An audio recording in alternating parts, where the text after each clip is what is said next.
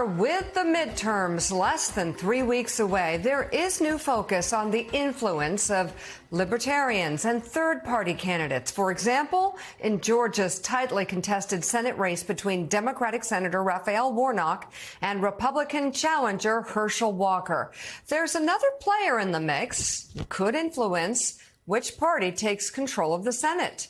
New reporting suggests that if third-party libertarian candidate Chase Oliver gathers even a percentage point or two, it may deny Warnock or Walker the 50% threshold required by state law to avoid a runoff vote. I want the voters to know that they do have a third choice in this election, and that I'm somebody who is very proud to be representing the people of the state of Georgia. Now, I liken the two-party system to pro wrestling. It's like having two people in a ring who are really pretending to fight each other and getting all their fundraising up, and then they go backstage and they laugh about how they earned so much money and they got so much attention. Well, I'm not here to fight a professional wrestling match. I'm here to go to work in Washington, D.C. for the people of Georgia. I don't have any interest in partisan bickering. I owe no allegiance to either party. I only owe allegiance to you, the voter. And other outside candidates in key states like Arizona, Nevada, and Pennsylvania are emerging as wild cards, with polls indicating they have nowhere near enough support to win, but more than enough to influence results in tight races that can make or break President Biden's agenda for the next 2 years. Joining us now with new reporting on this, NBC News senior national political reporter Sahil Kapoor. Sahil, what do you got?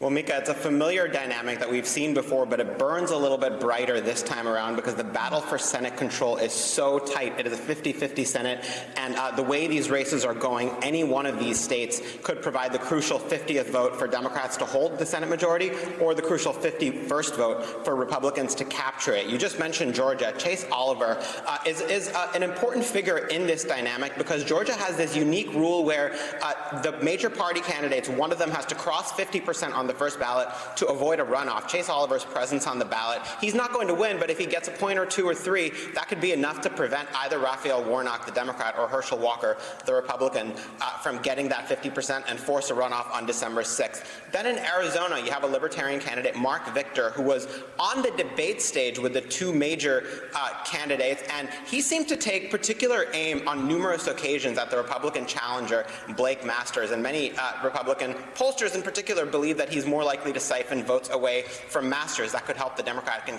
incumbent Mark Kelly there.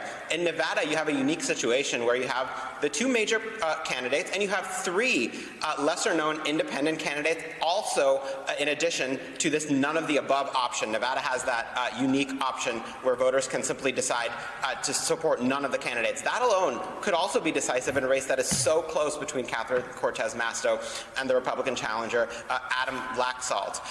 In Pennsylvania, John Fetterman versus Mehmet Oz. Just yesterday, there was a poll that showed them dead even, and the Libertarian on the ballot, Eric Gerhardt, I believe is his name, was polling at 2%.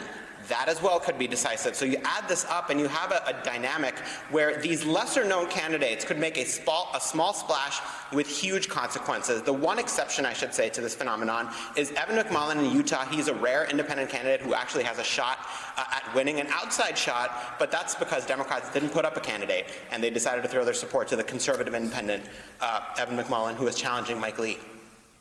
Sahil, a good point on Utah. It has attracted national attention. He's gotten both Republicans and Democrats supporting him in that state. But talk to us about how the third-party candidate phenomenon may also impact the race for state houses across the country. Oregon, the race for governor in Oregon has attracted attention of late. In fact, President Biden even had to go up there to campaign. There's a third-party candidate, too, in that race as well. Tell us what that one looks like and if there are others we should be looking at. We know that governor's races, particularly in an age of election denying and trying to protect the voting rights, those are very, very important jobs.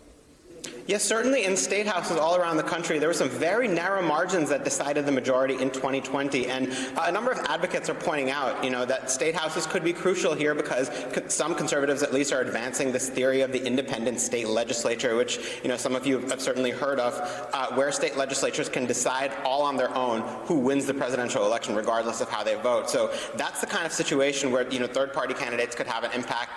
We're seeing it happen in Oregon where the presence of a third-party candidate could, in the eyes of many, flip that governor's race to the Republican candidate. A Republican hasn't won in that state in many, many years. So libertarians could have a very significant impact on the 2022 election cycle for reasons not, that they hoped or expected. I did put this question, the question of them being accused of playing spoilers to the chair of the Libertarian National Committee, Angela McArdle. I want to put what she said back to me on the screen. Her response was essentially, this is not our problem to deal with. She says if Republicans fear that libertarians are going to play spoilers, Republicans need to run more liberty-minded candidates. She defended Chase Oliver. She defended Mark Victor. She said they performed well in their debates and they've earned any votes they receive. It's a phenomenon where, given the disenchantment with the two-party system, they certainly have a path to getting a small number of votes, even though there is such a thing as negative partisanship, where people will vote to keep one party out, which helps